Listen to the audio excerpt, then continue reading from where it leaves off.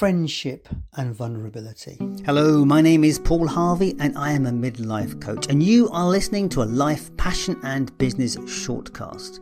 Now, over the last few years I have spoken to hundreds of people and I've discovered that our story is everything, because what we do, feel or experience is based on the stories that we tell ourselves. This shortcast is a bite-sized episode to explore the ingredients of a good life. We bring out the thoughts, tips and tools so you can try them on for size. So let's explore and see what is possible. It is fascinating exploring my life as I get older and the friends I have around me. I am not someone that has retained friends from an early part of my life. I'm someone that moves around a bit, and consequently I didn't keep those friends. One thing I think is very important is I didn't experience anything with a group of people over a long period of time to build those bonds. And what I'm talking about here is that I think friendships that are created within the services, or certainly within an educational situation, as in university as such, those friendships have a very strong bond. The only places I do have, of course, is my school friends. But we are not friends now. We are people that knew each other, and I connect with them occasionally. But they're not people that I would say are friends who I actively live or work with. I mean, yes, I met one last year sometime, and I think given some time, we could probably reconnect. But distance makes it very difficult. But there's this thing about friendship and those relationships around us. What is the glue that keeps it together? And one of the major glues that keeps any kind of relationship together is opportunity to be together, is frequency. And I think many people seem to miss this around the idea about how to maintain friendships. Yes, of course, there are friendships you can drop into, but what you're doing is you've got a history together, a period of time together, and even the separation allows you to drop straight back into it.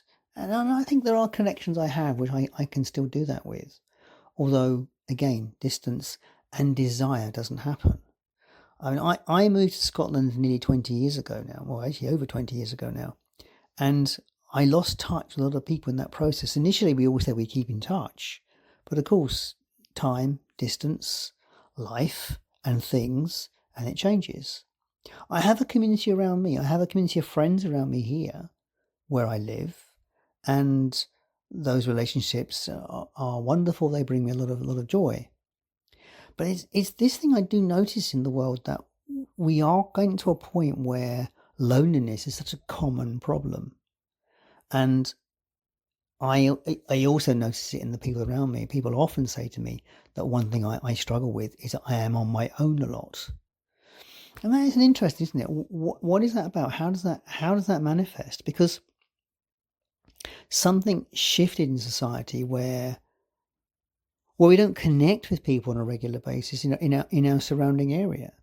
I guess people would drop in on each other more regularly, and there would be more friendship, or more something, more connection in some way. I remember when my father was alive, I would phone him some days, and he would, as he answered the phone, he would croak and find it quite hard to speak.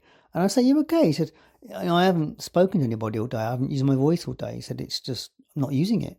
Don't speak to anybody." Isn't that fascinating how life gets to that? So I think it's this thing about, we have this journey in life where we start as children and we learn to connect with other people. And then we go through this whole phase of life. And at the end of it, if we're not careful, we find ourselves on our own, not connecting with people. So it is a question of how can we protect ourselves from that possibility, because it's so easy to make our lives and our world smaller.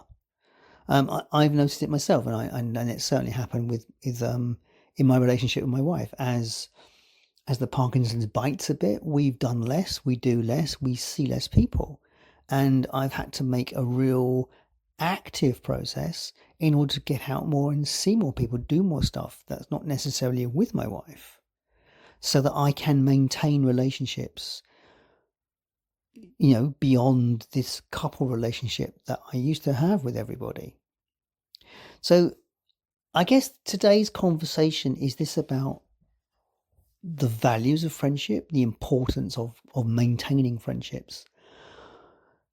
And I used that other word, didn't I, when I started? I used the word vulnerability. And I think that is one of the crucial things around being in relationship with someone, is that ability to be vulnerable. And as a man, that is quite a challenge, I think, for many men. I mean, I am one of these people that does tend to react. There are times when I'm not vulnerable, where I can be very, very guarded, but a lot of the time I can react to things very quickly, and can become quite emotional. I wonder if that's just an age thing. Maybe it is, not sure. But I can become quite emotional. I can certainly get quite emotional around sporting events, around people achieving stuff. I think particularly around running, and when I see people cross the line who I know who've achieved something big, it makes me quite emotional. Now, why is that? And I tell you why it is, because I understand what their achievement means. I understand it viscerally in myself, and it allows me to feel vulnerable. It allows me to feel their feeling. I have a connection with it. But, being vulnerable requires courage. And that is the crux of all of this, really. Maintaining friendships, building friendships, and making new relationships takes courage. It takes the courage to put ourselves out there. It takes the courage to do stuff that we probably don't want to do. And it's also about being prepared to be vulnerable in some situations. Interesting stuff, that word. If you're interested in some of this material, it's best to look at the material of Brené Brown. She talks a lot about this having courage to be vulnerable. And this idea of why it is so challenging for people. I mean, she's an amazing author and speaker, for someone who herself struggles with being out there in the world, and she really puts herself out there and proves the point that she's struggling and does it anyway. And that comes back to that, I think it's Susan Jaffer, the book, Feel the Fear and Do It Anyway. Yes. That is the point about this, isn't it, really?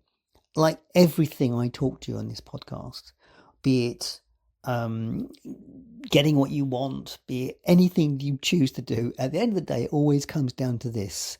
You have got to make the jump. You have got to do the work. You have got to put yourself in a vulnerable position, in a place of potential failure, take a risk and see what happens.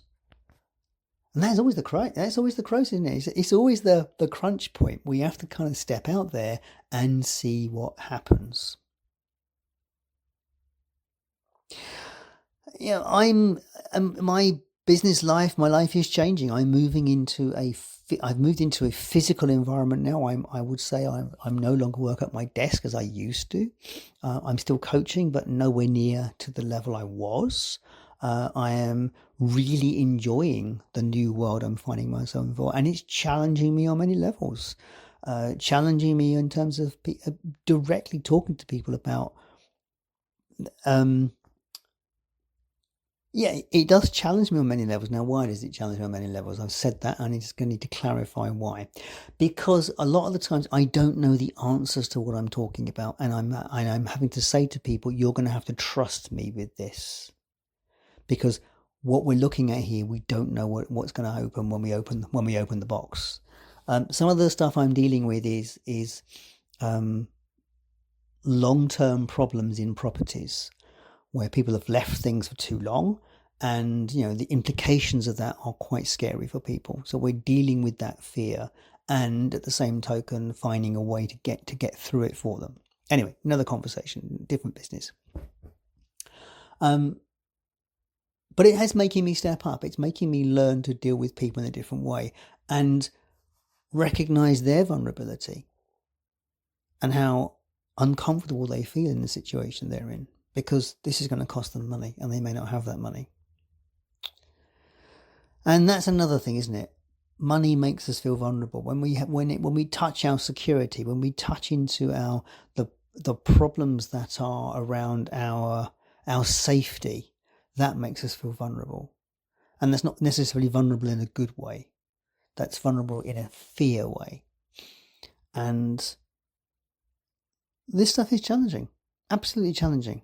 But let's get back to the friendship conversation. So if you want to discover new friends, find new friends, you have to find new things to do that you are interested in and people could share in that interest.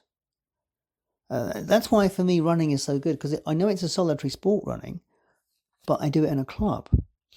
And there are things that we do together in that club around running. I was running yesterday, as it goes, and someone stopped. I was running towards me and they pointed at me to stop. And I know them relatively well. So we stopped and had a chat. And she said, I want to headhunt you for next year. I've got this thing happening next year. Would you be interested in being in our team? And it's like, oh, how lovely to get headhunted to be in that team. And yeah, all right, it's a race and it's running. And I may not get there, but there were some caveats in this. Fitness always is a caveat in these things. But it was nice to be recognised that someone wanted me on their side. And that's kind of, it gives you a warm feeling, doesn't it, when someone says, I would like you to be part of this process for us. So find things that you enjoy doing and connect with people in that process and learn to be vulnerable. Learn to take the chance. Invite people in. Do things. Invite people in, take a risk, because that's what it's about, taking a risk. Vulnerability, friendship, courage, very well tied together. Anyway, that's it for me from now. I think I will leave it there. This podcast is coming to an end, I need to say. We are going to wind up Life, Passion and Business probably at the end of September, and it will go into archive at that point. And then maybe I will come back with another podcast more around coaching stuff. But I think that's where I'm at. That's where my energy is at the moment. I don't see my energy carrying on in this format. And as you noticed, I've not done any interviews for quite a while now. I'm just doing my weekly conversations with you. So I think this format will probably continue, but under a different name. And if you've enjoyed this podcast and you want to know more about Life, Passion and Business, do check out the website at lifepassionandbusiness.com. If you like to support us in any way, do so, please. Shares, likes, that sort of thing. Not as much longer to do it, but while we're here, you may as well support us in some way. If you want to know more about my coaching, do check out the website lifepassionandbusiness.com. At the resources tab, you will find details around focus coaching, which is where I want to put most of my efforts. Anyway, as always, thank you so much for your time and attention. I will catch you next time. All the best.